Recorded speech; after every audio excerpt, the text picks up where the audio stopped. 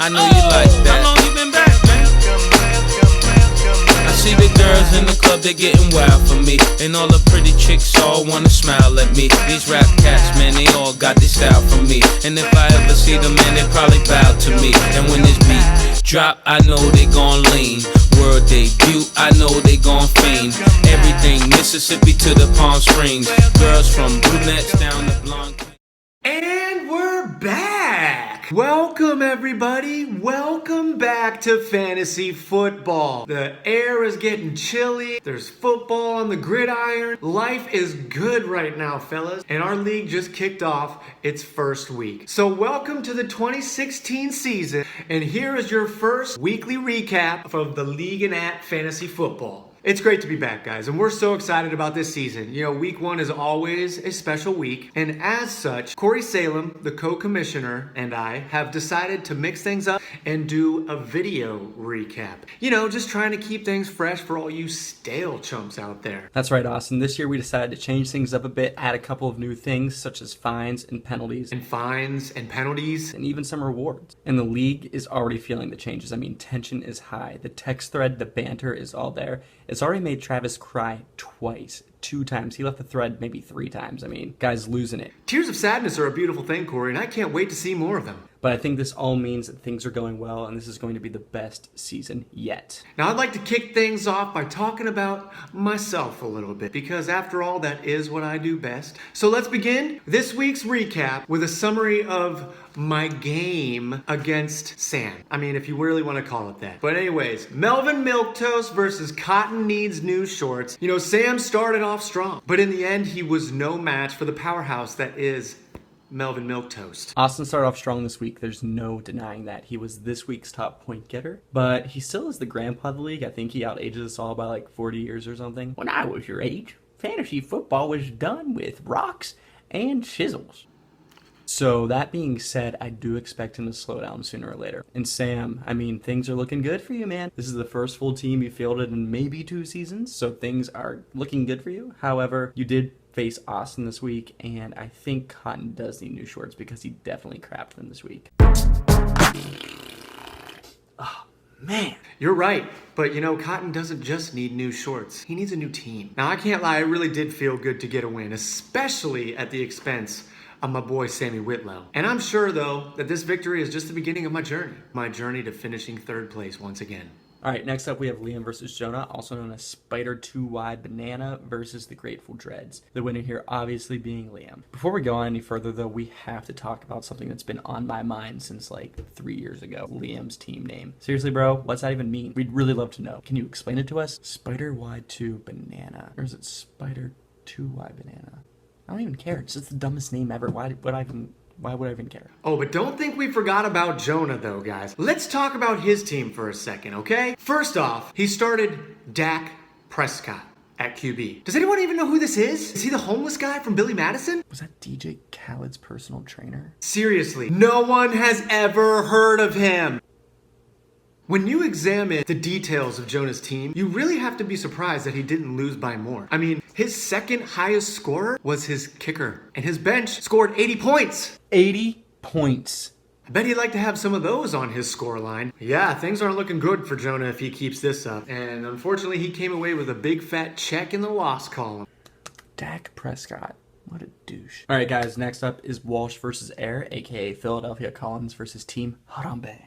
Ooh, now unfortunately for Air, Harambe was killed all over again this week as Walsh took the victory with an emphatic 25-point fantasy shot to Air's dome. None of us knew it until now, but Walsh actually moonlights as a gorilla hunter. And unfortunately for Air, this week he found his prey. Air's loss serves as a strong reminder that gorillas can be murdered anytime, anywhere. Fantasy football is no safe zone. Check yourself, Air. I have to give credit, though, to Walsh where credit is due. I mean, he did get a win this week, but I'm not quite surprised because he didn't even draft his team, and he won. Is there a coincidence here? I really don't think so. But I'm not too afraid of Walsh's squad at all this season because chances are he'll forget his password by week 4. What was my password again? And that means his season will be over, and he'll be paying the most money to the penalty pot. Was it Walsh 1 with a capital W or Walsh Boomy?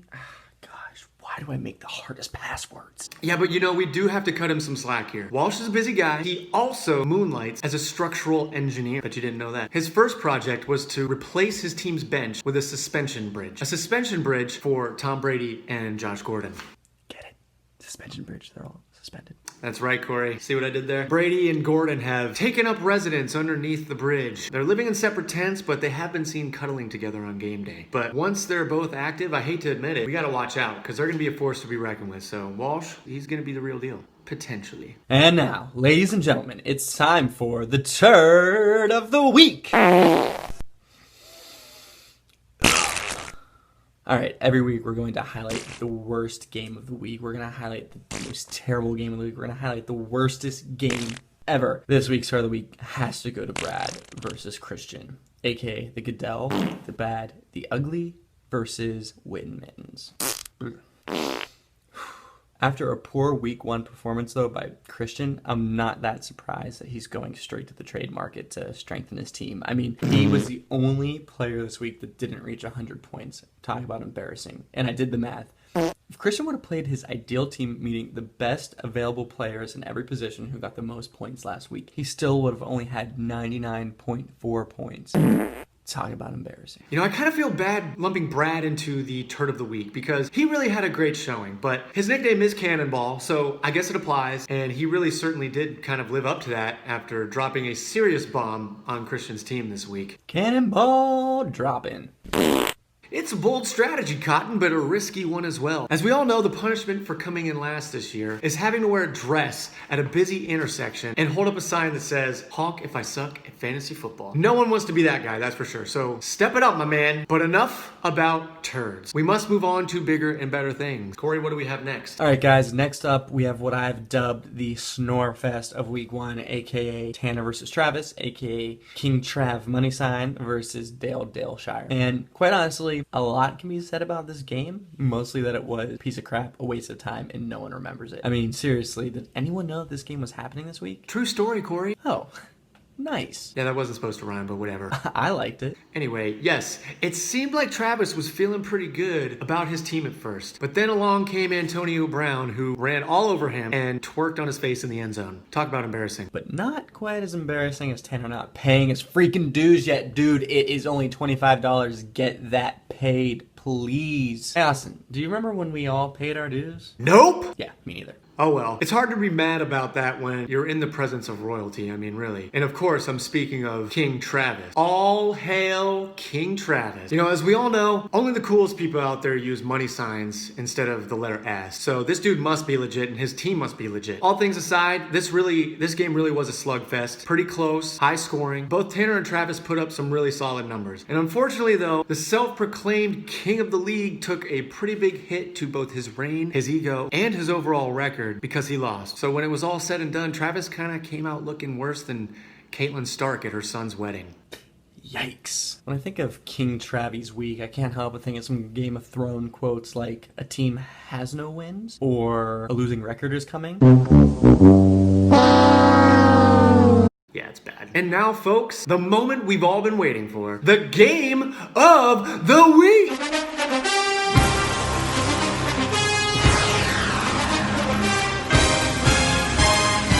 This week's game of the week goes out to our very own Corey Salem and Penn Whitlow, aka Mr. Steal Yo Girl versus Breeze into Trap.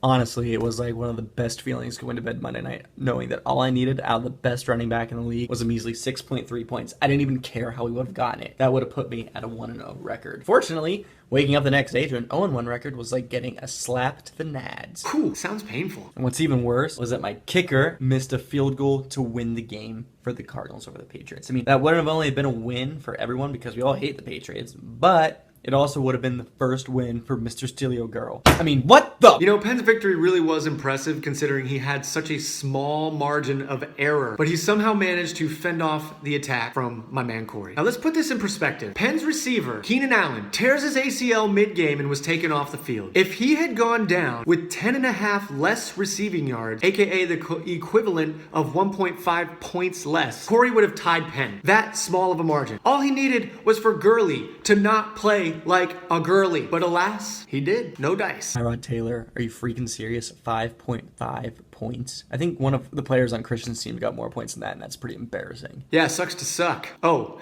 and in related news, Corey, Mother Goose called and wants her egg back from your defense. Nice to 0. That's right, folks. He may steal your girl, but he sure as heck ain't stealing the victory. And with that, our week 1 recap is complete. Guys, don't forget to vote for Walsh's proposal. And also, remember to nominate anyone you feel is deserving of the community prizes throughout the season, because at the end we're going to vote on those, whether it's trash talk or a comeback win or whatever. Whatever you think, just nominate them and we'll throw them up there and we'll vote on them, okay? So until next time, It's been fun, it's been real. but it hasn't been fun, Rail. We are!